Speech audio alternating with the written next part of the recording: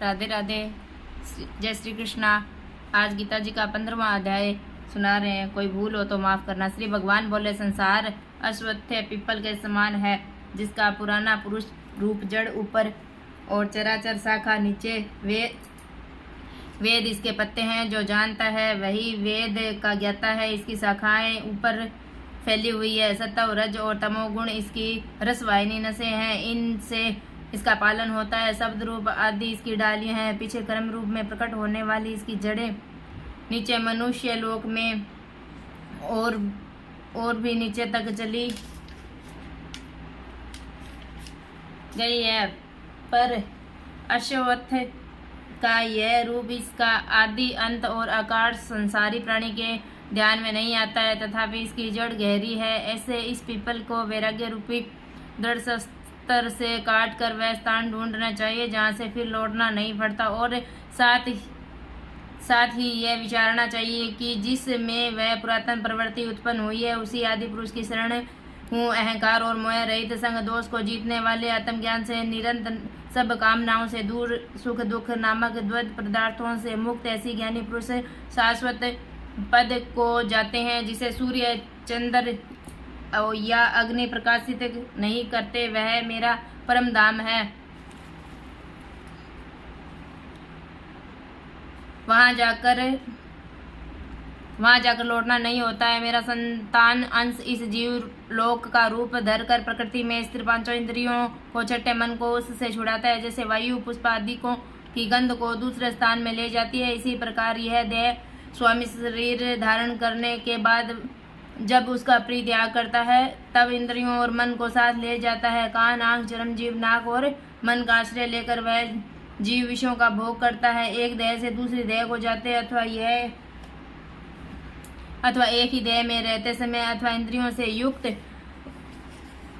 हो विषयों का उपभोग करते हुए इसको मूर्ख देख नहीं सकते हैं, किंतु ज्ञान रूप नेत्र है, वे देखते हैं। यत्न करने से योगी जन इसे देख सकते हैं, परंतु अज्ञानी यत्न करके भी इसे नहीं देख पाते हैं। जो तेज सूर्य, चंद्रमा और अग्नि में वर्तमान है और जगत को प्रकाशित करता है, उसे मेरा ही तेज मानो।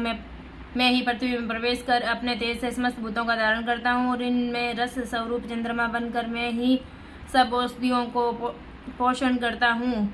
मैं जठराग्नि होकर प्राणियों के देह में प्रविष्ट हूँ और प्राण वायु, अपान वायु से युक्त होकर चारों प्रकार भक्ष्य, भोज्य, चौष्य, लेहा से भोजन किए हुए प्राणियों के अन्न को पचाता हूँ। संपूर्ण भूतों के हृदय कमल में निवास करता हूँ और मुझसे ही समर्थी ज्ञान और उनका नाश होता है। सब वेदों में जानने योग्य मैं ही हूँ। वेदांत का कर्ता और वेदों का ज्ञाता मैं ही हूँ। इस संसार में चर और अचर ये दो पुरुष है। जितने नाशवान प्राणी वे चर कहलाते हैं और उसमें कुटस्थ अर्थात शैल शिखर के भांति स्थिर चैतन्य को अचर कहते हैं, किंतु उत्तम पुरुष परमात्मा विकार रहित, सर्व नियंता, बुद्ध, मुक्त, नित्य रूप, तीनों लोकों में प्रविष्ट होकर धारण पोषण करता है। वह इन दोनों से अलग है। मैं चर और अचर में उत्कृष्ट हूँ। इसी कारण से ये लोक और वेद में पुरुषोत्तम नाम से विख्यात हूँ।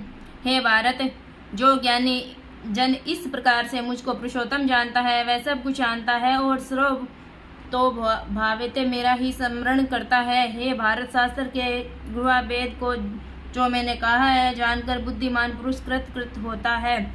इति श्रीमद् भागवत गीता सुपनिषद सुब्रह्मा विद्या योग शास्त्र श्री कृष्ण अर्जुन संवाद वृक्ष योगो नाम 15वां अध्याय समापन।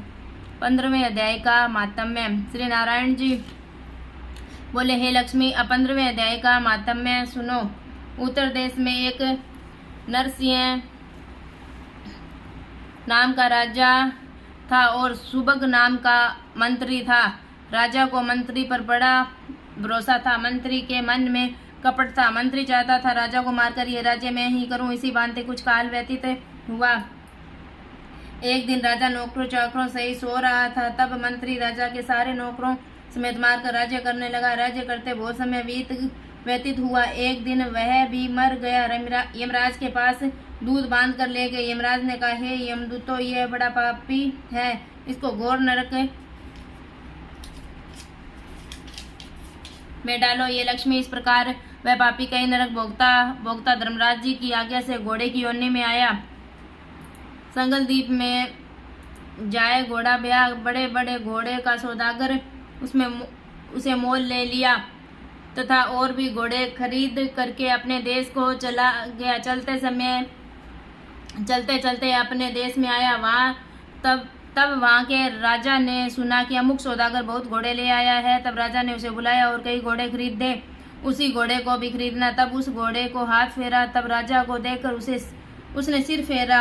राजा ने देखकर कहा, यह क्या है बात है जो घोड़े ने सिर फेरा है। तब राजा ने पंडित बुलाकर पूछा कि इस घोड़े ने हमको देखकर सिर फेरा, इसका क्या कारण है। पंडित ने कहा, हे राजन, इस घोड़े ने आपको सिर नवाया है। राजा ने कहा, यह बात नहीं। कई दिन पीछे राजा शिकार खेलने को उसी घोड़े पर सवारी करके गया। वह घोड़ा जल्दी चलता था और राजा शिकार खेलते खेलते बहुत दूर चला गया।